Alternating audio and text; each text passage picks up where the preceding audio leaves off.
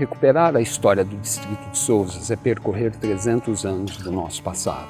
As terras aqui, originalmente ocupadas por ameríndios, foram tomadas pelo agente colonizador europeu, que instalou grandes engenhos de açúcar inicialmente. Posteriormente, foram substituídos pela cafeicultura, sempre explorando o trabalho escravo.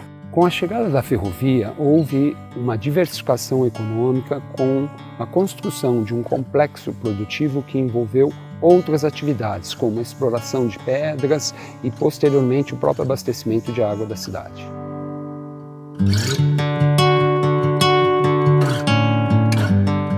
O rio Atibaia tem a sua origem na língua tupi-guarani, que significa águas tranquilas e com sabor agradável ao paladar. O rio Jaguari significa Rio das Onças. Em suas águas havia uma diversidade de peixes como dourados, piaparas, pintados, tuviras e mandis. Hoje, em alguns pontos, ainda se pesca cascudos e bagres. É nessa região que possuímos o maior número de fragmentos de matas nativas ainda preservadas no município de Campinas, destacando a floresta estacional semidecídua, porque no outono não perdem totalmente suas folhas e suas árvores, com mais de 20 metros de altura e troncos de até 15 metros de largura, têm espécies catalogadas até 200 espécies. Destacam-se os cedros, os jequitibás, os jatobás, caviúnas, cambarás, guatambus, guanandis e guarantãs. Entre os animais silvestres que ainda existem nesses fragmentos, destacam-se grandes felinos como as onças pardas, as pintadas, o gato maracajá, jaguatiricas, macaco prego, tatu, pacas, tucanos e muitas aves aquáticas.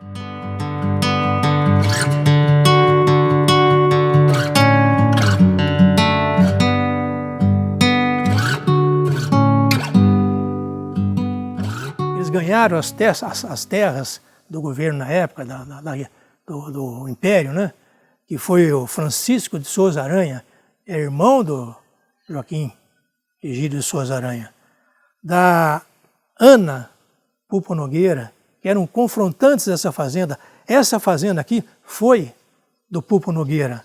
Posteriormente, o Franklin era um inglês que construiu a usina Jaguari. Ele construiu essa casa.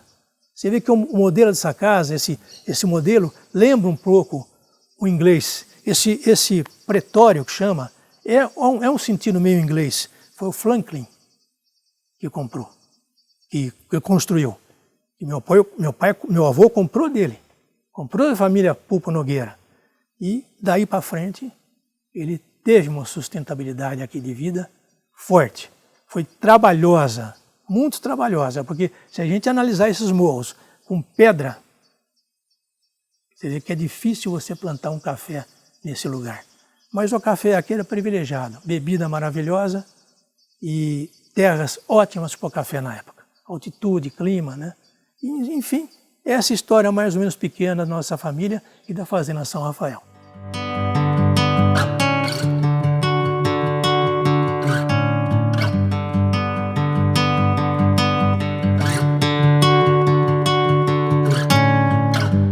Na época das divisões de terra, aqui ficou se chamando Sesmaria Laranjal, tá? Essa região de Sousas para cá. E na parte da frente da casa da Fazenda São Luciano, que aqui é a Fazenda São Luciano, era a sede dessa Sesmaria Laranjal.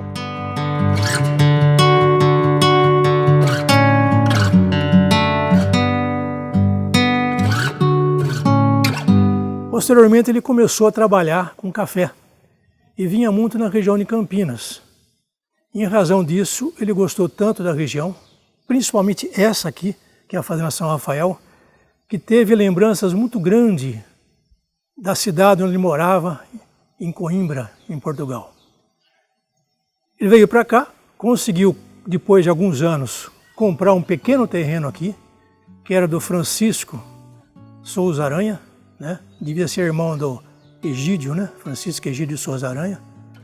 E, posteriormente, ele comprou da família Pupo, né? Nogueira Pupo, ou Pupo Nogueira, não tenho muita lembrança, a outra parte da fazenda São Rafael, que seria a fazendinha Monte Belo. Passando mais um tempo, sempre plantando café, né, ele adquiriu mais uma área que foi da Benedita Assunção e mais algumas áreas do Banco da República. Naquela área, naquele tempo, o banco assumia a dívida e ele então comprou do banco algumas partes. Essa fazenda São Rafael foi incorporada às demais e ficou num total mais ou menos de 270 alqueires, mais ou menos 300 alqueires. Era o filho mais velho desse capitão Floriano, né? E o que ele fez? Ele fez a casa do capitão Floriano, o capitão Floriano fez a casa do filho mais velho, pertinho da casa dele, que seria essa série da São Luciano mais tarde. A fazenda era do meu avô, Salvador Penteado, que é irmão do Heitor Penteado.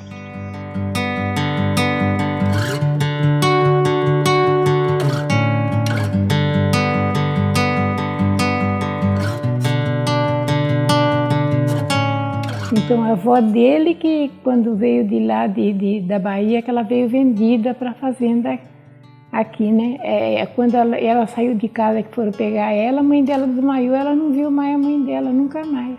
E o pai dela morreu de tanto apanhar também, que é o pai da minha sogra. Aquele tempo era assim, quando não ficava numa fazenda, ia procurar na outra, então recebia a gente, né?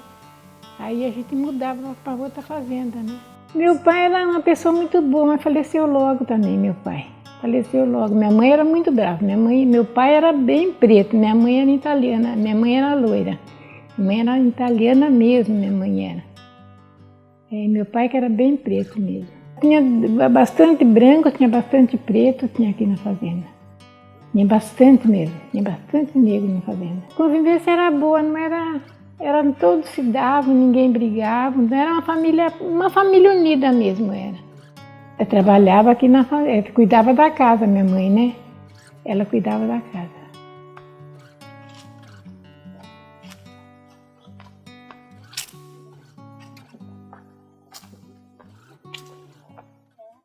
Mas a maioria eram descendentes de negros. Tanto lá em cima, onde tem uma laje grande, essa laje chama Laje dos Foros, que é o lugar onde os negros fizeram um acampamento lá. E nessa época, meu avô trouxe muito para trabalhar aqui na fazenda. Então tinha caboclo, tinha imigrantes italianos, foram poucos imigrantes italianos, mas tinha também. Era mais caboclo, né, que ajudava meu avô, quer dizer. Então é interessante essa parte dos negros, dos foros, né? Laje dos Foros, que é aquela pedra lá em cima, uma pedra enorme, que pertencia aqui à fazenda. Tinha que orientar, mas eram fiéis. Isso eu me lembro perfeitamente, meu avô falar. Eram pessoas fiéis. E não tinha violência, não tinha, né? Eram pessoas simples, porém honestas. E meu avô era uma pessoa muito boa. Ele ajudava muito as pessoas que trabalhavam aqui. Tanto que quando teve a crise do café, quem quis ficar aqui ficou, nas casas morando. Muitos ficaram trabalhando, mas foram poucos, para ajudar meu avô a tocar o gado, tirar leite. Mas muitos moravam aqui um tempo para arrumar emprego, para trabalhar em outras fazendas. Meu avô deixava mais influência da minha avó, porque minha avó dava muita assistência para esse pessoal. Até ensinamento de costura e religião, e até alfabetização. Ali, naquele muro, bem na metade lá, quando largaram, era aqueles muros de escravo, de barrote, lá do começo da vila até aqui embaixo no posto, onde é o posto de gasolina. Era um muro só. Meu avô tinha vários carros de boi. E também que era para puxar os cafés da região. Esses morros todos subiu com junta de boi. Ou, posteriormente, foram parelhas de mulas e burros, que os bois não aguentavam tanto como os burros e mulas, porque punha 4, 5, aqueles carroções enormes, punham os sacos no café e trazia para beneficiar.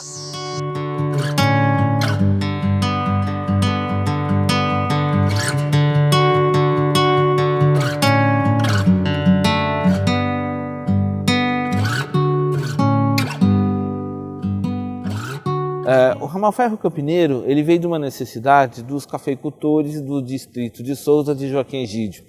A estrutura cafeicultura, ela vem justamente neste viés. O ramal ferro, ele fica isolado, esse espaço, porque eu não tenho, por ser uma área montanhosa, então eu perdia muita produção, chegava em torno de 60% da produção era perdida.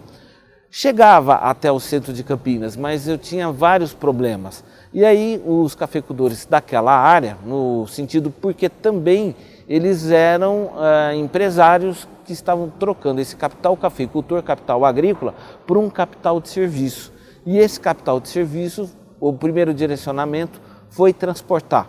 Então o ramal ferro é feito numa bitola de 60 centímetros, inicialmente saindo desta estação, que é a área da Paulista, seguindo o leito próximo da Mogiana, então ele vai ter o paralelo, o Guanabara, vai chegar até a área ali hoje, norte e sul, faz uma curva à direita, quase 90 graus, passa o que seria atualmente o Shopping Iguatemi, segue para Souzas, Rua Antônio Prado e finalizava ali um pouco antes do rio Atibaia. Essa é a primeira fase. Então em 1890, 1891, o ramal ferro está chegando aí. Nesse conjunto continuou-se a construção até chegar a Fazenda de Cabras, que era uma das maiores produtoras e já final de município. A estrada passava por ali onde é a linha do bonde, depois passou-se a linha do bonde, porque eles cederam para a cabrita passar ali, né? Bem na mata ali. Então o que se adapta? Já nos anos 1900 para 1910, né? Nessa virada desses 10, 15 anos, o café está praticamente já esgotado. Então passa a transportar pedra, tem algumas pedreiras na região, boa parte do calçamento da cidade passa a ser feita por essas pedreiras e o ramal ferro está trazendo isso para dentro do município, né? Já na área central, como também desmatamento. Então uma boa questão de madeira eu também trazia, na medida que vai desmatando, a área vai se urbanizando, o ramal ferro também traz. O meus avôs da Itália já veio cortador de pedra lá. 4 anos já fazia esses buraquinhos para cortar pedra, com 4 anos de idade, aqui. Tem até o lugar aqui embaixo, na sede da fazenda. E dali para frente, não deixei mais, né? Depois fui partindo, fui sendo ferreiro e especializando no tipo de serviço que a gente fazia o paralelo. Paralelo, guia, entrada de veículo. Então quem fazia o paralelo, que é o macaco, ele cortava mais pedra e ganhava menos. Então o cara mais inteligente, ele pedia para o patrão, né? Eu tive um patrão também, né? Não era mandado, não. Era registrado, mais fazia, mais ganhava. E mais o patrão ganhava também. Tinha 8 anos de idade, foi quando eu entrava na escola aquele tempo. Então, aqui a professora vinha, né, dava aula aqui, e não era tudo que ia para a escola, né? Porque não tinha jeito, então quem podia ir, a gente ponhava na escola e deixava, né? A professora vinha, só que ela não podia ficar muito porque ela tinha o administrador daqui levava ela de charrete em Souza, porque não tinha condução para ir, né? Então ela vinha de charrete. Eu não estudei, não. Não estudei. Graças a Deus todos eles estudaram, todos eles sabem ler e escrever muito bem. Estudaram em Souza, que daí, que depois que a professora não veio mais aqui, eles saíam, acordavam 4 horas da madrugada e depois 5 horas eles saíam de casa e tudo de a pé. Eram umas 10 crianças, iam tudo de a pé, até em Souza. Depois voltavam 1h da tarde. Meus pais precisavam de trabalho, e eu tirei diploma com 12 anos, com 12 anos e meio eu já estava trabalhando na pedreira. De puxar fole, ajudante na pedreira. Aí foi quando eu aprendi a profissão. O exercício da profissão, eu comecei de puxar fole, ajudando tem numa pedreira sempre tem um rapaz que aponta essa ferramenta. Que essa ferramenta a gente faz 7, 8 pinchotes com ela e ela gasta, não fura mais. Então tem que voltar para a ferraria, põe no fogo. Tem um rapaz especial que chama ferreiro, ele bate de novo, deixa a esquina viva de novo aqui no coelho e eu comecei aprendendo, fazendo estrada, ajudando Quando o ferreiro, quando tinha folga, lá, que era da família mesmo dos donos da pedreira, e então a gente ia ajudando lá a fazer. Então quando tinha algum pinchote para fazer, para cortar uma pedra que estava estorvando na estrada, então a gente ia aprendendo, fazendo um buraquinho lá que chama pinchote, o buraquinho, e essa ferramenta também chama pinchote, que é o que põe dentro do buraquinho para cortar a pedra. Quer dizer, que a gente fazia 5, 6, 10, 20 buraquinhos, tudo encarreado, e punha tudo assim e ia batendo em todo ele junto, conforme o tamanho da pedra, para cortar a pedra. Quando eu comecei a trabalhar, era aqui no Schmidt, na Fazenda Santa Mônica. Aí, mas eu trabalhei pouco tempo, aí, 1 ano e meio, mais ou menos por aí. Depois ele comprou a pedreira, aí onde passa Dom Pedro hoje, ali em frente à Riqueza, ali a Cachoeira da Riqueza. Pro lado de lá era uma pedreira virgem lá, e o Agnello comprou a pedreira lá, que até hoje eles são donos de um pedaço lá ainda. E tem outro detalhe, com 4 anos eu ia buscar burro, cavalo, vaca, tudo no pasto. E a seta era aqui, eu ia buscar de madrugada, para ganhar alguma coisa ainda para ajudar. Aquilo para mim era muito bom. A gente esperava o senhorzinho que tomava conta. Lá na Estação Velha, tinha aqueles... era que nem um carrinho, e um ia do lado, outro do outro, fazendo força assim, né? Que nem uma alavanca para andar. A gente esperava a hora do almoço, que ele era 10, 10 e meia, ele almoçava. A gente ia para lá, pegava o carrinho e ia até Sousa e voltava. Nossa Senhora! Quando chegava de volta, o homem estava brabo. Em cima, vamos pegar vocês, molecada. Era a farra nossa, né?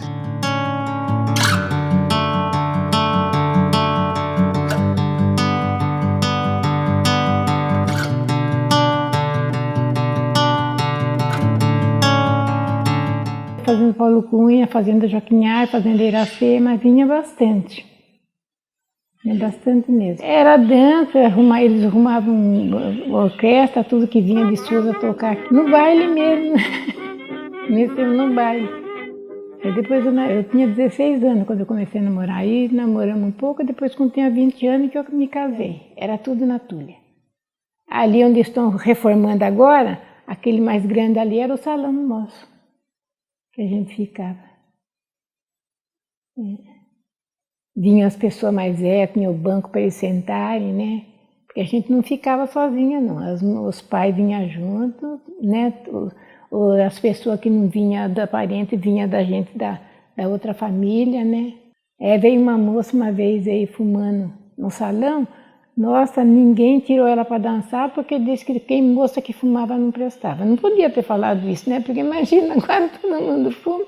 Não deixou a moça entrar, mandou ela embora, que não deixou ela entrar no salão, não. Jogava futebol. Ia em bailinho, né? Tinha muito bailinho, quase tudo lá perto da Bocaina, na entrada que vai para a Bocaina, que eles sabem que é aí. Tinha um armazém lá, e todo domingo ele fazia um matinezinho das 2h30, 3 horas até as 7 horas da noite, ele fazia um matinê. E a gente pegava o bonde daqui, passava o bonde aqui, ia até nas cabras, então quando o bonde subia era 12h30, 1h, e depois voltava às 5, né? Então quando a gente ia da 1h até às 5, a gente ficava no baile. E quando tinha baile de noite, aí voltava a pé, fazia de qualquer jeito, ia de bicicleta. E futebol, eu jogava de domingo, eu jogava futebol. Eu casei trabalhando na pedreira, e conheci a minha mulher por causa da pedreira, que eu trabalhava na Riqueza, ia de bicicleta, vinha de bicicleta. Onde tem aquela fábrica de água lá, aquele engarrafamento de água aí, tinha água a fonte, chamava lá na fonte. Então lá tinha uma bica d'água que corria direto, quem passava lá ia pegar água, ia beber água, lá era uma coisa. E de tarde minha mulher morava lá na fazenda, e de tarde então ela descia lá, que era para ver, que vinha da pedreira.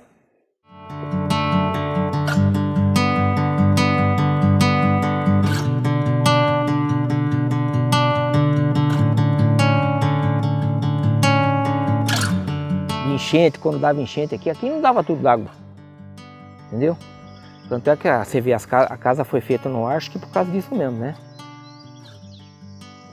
Qualquer coisa que dava aí de enchente, enchia tudo para cá, porque o Ribeirão, ele não era linha reta assim, ele era cheio de curva. Aí na década de 60 também a prefeitura veio e fez uma retificação, entendeu? Ele tiraram as curvas, tiraram tudo, manjou? Para a água passar direto para não evitar enchente aqui e lá embaixo, né? A pesca, eu adorava a pesca aqui. Eu procurava o dourado para pegar o dourado e largava os outros peixes. Mas depois que poluiu isso aí, não tem. Na cachoeira aqui. Tinha peixe demais. Eu tarrafiava com ordem dos fiscais, eles vinham junto com 2 caminhonetes. Tarrafiava e enchia as 2 caminhonetes para levar para o sanatório. Para a turma comer, né? E uma outra sanatório que tinha também em Limeira, não sei aonde, eles vinham pegar peixe aqui. Só que os fiscais vinham junto, né? É só peixe, pô. Então vai dar para quem precisa comer, né? Isso aí eu fiz muito também. A turma aqui nadava muito, meu irmão também gostava, mas eu não abandonei. Uma coisa que o rio é muito traiçoeiro. Aqui é o lugar que tem água, né? Então eu não fui de nadar. Eu era de pular pedra quando morria alguém e ajudar a tirar os corpos, né? Uma vez morreu um cara de 20 anos, 21 dias depois que eu achei. E a família quis, né, insistiu comigo, né? Então todo dia eu dava uma batida até descobrir. Quando eu descobri, chamaram o bombeiro, que eu não ia tirar, né? E aí a responsabilidade caía em mim, né? De repente escapa aquelas coisas, né? E a pedreira aqui movia a gente, babu. É só pedra, não conhece nada aí. Isso é pedreira demais. E ia para Campinas também, né? Campinas, todo cachado de macaco daqui. A guia daqui, tudo daqui. No começo que abriu a pedreira aqui, o patrão do meu pai, puxava com 2 carroças e um caminhãozinho 29. Já viu, né? 29. Comprado de um senhor que tinha um armazém. Alguém conhece, Sardini. Vai lembrar, né? Comprou dele, então era transportado. Depois o patrão cresceu demais, né? O cunhado dele, o primeiro caminhão novo de Campinas sempre era dele. Aí foi ampliando, né? Funcionava que os patrões pegavam o serviço nas prefeituras de Campinas. Dá muito. O Rio Preto, por exemplo, foi calçado com pedra, tudo a pedra da riqueza. Os caminhões puxavam a pedra lá, iam nos vagões carregar pedra. Ia, levava em Valinho, lá na estação de Valinho, e tinha os vagões, encostava os vagões, então a gente ia lá, quando tinha que carregar o macaco, ia bastante canteiro junto para poder carregar meio logo, e bastante era, né? Carregar 20, 30 mil pedras, paralelepípedo, né? Então tinha que ir mais gente, das era longe, então ficaria um lá, outro aqui, outro ali, outro lá. Então um jogava aqui, esse aqui já jogava para lá, o outro jogava para outro lado. E eu, moleque de 14 anos, no meio de tudo de homem formado. Dava muito trabalho, porque levava o Joaquim Gide de carroça, tinha que carregar o bonde que levava, carregava os vagões, nem parede tinha. Não sei se alguém que está aqui já lembra. Então a gente fazia a parede, eu carregava, fazia a parede em porta e punha. Não lembro o nome dessa condução, Kia. E em Campinas fazia bardeação, na Paulista. Chegava em Araraquara, fazia bardeação, Capitola era outra.